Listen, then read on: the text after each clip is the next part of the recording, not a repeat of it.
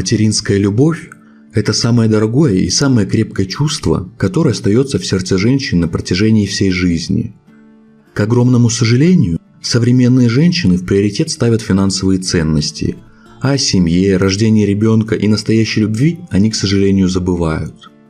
Еще несколько десятилетий назад женщина была хранительницей очага и всегда старалась делать все для своего мужчины и ребенка. Вполне возможно, что на сегодняшний день осталось огромное количество таких женщин, однако статистика говорит совершенно об обратном. Речь сегодня пойдет о Татьяне, женщине, которую в полной мере можно назвать настоящей ценительницей традиций и хранительницей семейного очага. 1977 год, Москва. Эти годы наверняка помнят многие, как самые лучшие в советские времена. Казалось бы, не было практически ничего, что сейчас можно найти на прилавках современных магазинов. Однако всем всего хватало, и никто не жаловался. Да и отношение людей было совершенно иным, нежели сейчас. В этом году Таня только закончила школу и, так сказать, готовилась к настоящей взрослой жизни. Девушка училась очень хорошо и закончила с золотой медалью. Родители гордились успехами дочери и всегда ставили ее в пример каждому. Олег Валентинович и Ирина Анатольевна, родители Татьяны, были простыми тружениками. Отец работал слесарем на заводе, а мама продавцом в магазине. За свою долгую счастливую жизнь они не скопили богатств, однако смогли воспитать чудесную дочь, что является самой главной ценностью в их жизни. Татьяна просто обожала родителей. К тому же она всегда мечтала найти для себя такого же мужа, как ее отец. За практически 18 лет своей жизни она ни разу не видела, чтобы отец накричал на маму, сказал ей обидное слово и уж тем более изменил ей или ударил. Мама всегда отвечала взаимностью отцу и старалась никогда его не обижать, постоянно поддерживала и любила. Складывалось такое впечатление, что и родители прожили в браке не 20 лет, а только несколько месяцев. Отец постоянно делал комплименты маме, старался ее обнимать, хвалить даже за самые малейшие ее успехи. Это была действительно образцово-показательная семья, которую просто обожали все соседи и родственники. Девушка долго думала, куда она будет поступать, хотя вариантов было не так много. Отец всегда говорил, что рабочая профессия будет в приоритете и труженики нужны нашей родине. Однако мама все же мечтала, чтобы доченька получила какое-то творческое образование, ведь у нее с самого раннего детства имеется огромная любовь к сцене.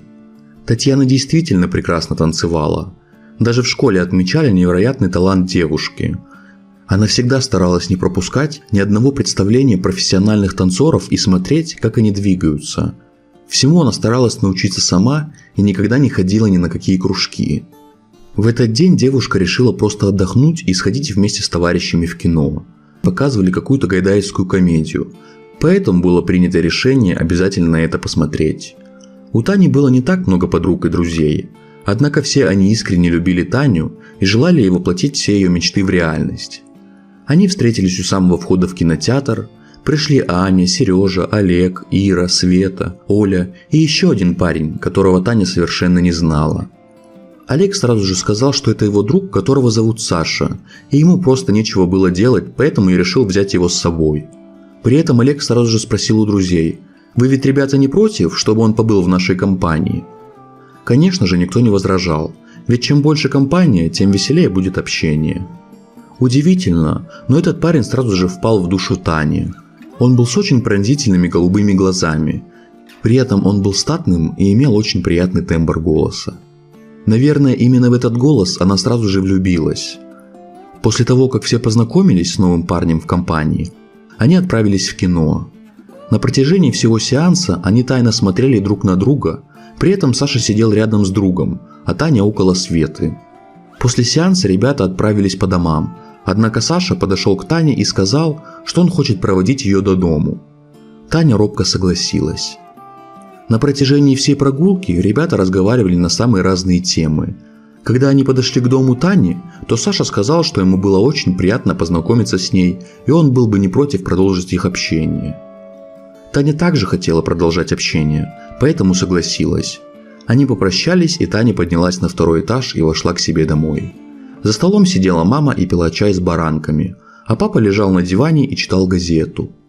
У Тани от мамы никогда не было совершенно никаких секретов, поэтому она сразу же рассказала о том, что встретила очень симпатичного парня, который ей безумно понравился. Мама не была против их общения, поэтому они еще около 2 часов беседовали о том, как папа ухаживал за ней, как они первый раз ходили на свидание и многое другое. Прошла неделя. На протяжении всей недели Саша и Таня встречались только ближе к вечеру, поскольку весь день девушка готовилась к предстоящему поступлению в училище. Стоит отметить, что она все же решилась поступить в театральное. Это было сделано для того, чтобы создать некий компромисс. Таким образом, эта профессия будет творческой, а также полезной обществу, ведь человек тоже должен отдыхать и развиваться в духовном, творческом и ином плане. Саша также старался сделать все необходимое для того, чтобы помочь Тане как можно лучше подготовиться. Он, так сказать, стал единственным зрителем, который достаточно строго оценивал выступление девушки. Собственно говоря, строго оценивать она попросила его сама. Из развлечений ребята использовали только редкие прогулки по городу, а также разговоры обо всем на свете. Что касается Саши, то у парня не было возможности заниматься творчеством, либо поступать куда-либо на учебу. Сразу же после окончания техникума парень отправился работать на местный завод, который был одним из немногих мест, где могли взять на работу практически любого человека. Рабочие руки здесь всегда нужны, а уж тем более такие умелые, как у Саши. Александр был достаточно простым человеком, который никогда не тянулся за славой или богатством. Все, что ему нужно было в жизни – стабильная работа, семья и счастье. Что касательно первого, то это у него есть. А вот создание семьи и наличие счастья пока не было достигнуто. Семья у молодого человека была полная противоположность Таниной. Отец был отъявленным хулиганом, который практически всю свою сознательную жизнь провел в лагерях и в компаниях совершенно маргинальных личностей. Что касательно матери, то последние лет 20 она без перерыва пьет. При этом ни наставления соседей, ни милиция не могли достучаться до женщины. Удивительно, но Александр был совершенно иным человеком. Он совершенно не хотел повторять судьбу своих родителей, поэтому самостоятельно выучился и стал трудиться. У него была вполне неплохая зарплата, при этом большую ее часть он тратил на обеспечение своих родителей. Что касательно покупок Саши, то это были лишь те продукты, которые он вместе с родителями и проедал. При этом Саша никогда не жаловался на судьбу, а старался получить урок от всех тех бед, что с ним случились. Поступила. Этот день навсегда остался в памяти у Тани, ведь она смогла поступить. Все это время Саша был рядом и поддерживал ее во всем. Немножко позже они поженились. Какой-то серьезной свадьбы не было, ребята не хотели тратиться, а лишь расписались. При этом они сразу же обвенчались в церкви, поскольку считали, что так их союз будет еще более крепким и надежным. На самом деле все так и случилось. Девушка закончила училище с отличием и стала служить в небольшом театре, который располагался на самой окраине Москвы. Через несколько месяцев после того, как девушке исполнилось 23 года, она узнала, что наконец-то забеременела. Это был один из самых счастливых дней в жизни молодой семьи.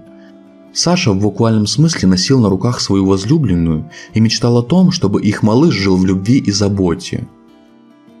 Прошло уже 12 лет после того, как Таня родила. Это были достаточно сложные времена. Все разваливалось, работы практически не было, ну а театр стал совсем никому не нужен. Саша работал на 3 работах только для того, чтобы прокормить семью. Несмотря на эти тяжелые времена, к огромному сожалению, в семье произошло еще одно несчастье. В один из дней их ребенок пропал. При этом совершенно никто не понимал, по какой причине это произошло. Тогда был полнейший беспредел, и во главе различных бандформирований были самые ужасные люди. Похищение детей также было не редкостью. В этот же день, когда ребенок не пришел со школы, Саша и Таня отправились написать заявление в отдел милиции. Однако здесь совершенно никто и не собирался заниматься в полной мере этим вопросом, да и времени у них на это не было. Впрочем, розыск формально все же был начат. Прошло 2 года. За эти 2 года ничего не изменилось, ребенка по-прежнему не нашли. При этом было только одно положительное во всем этом безумии.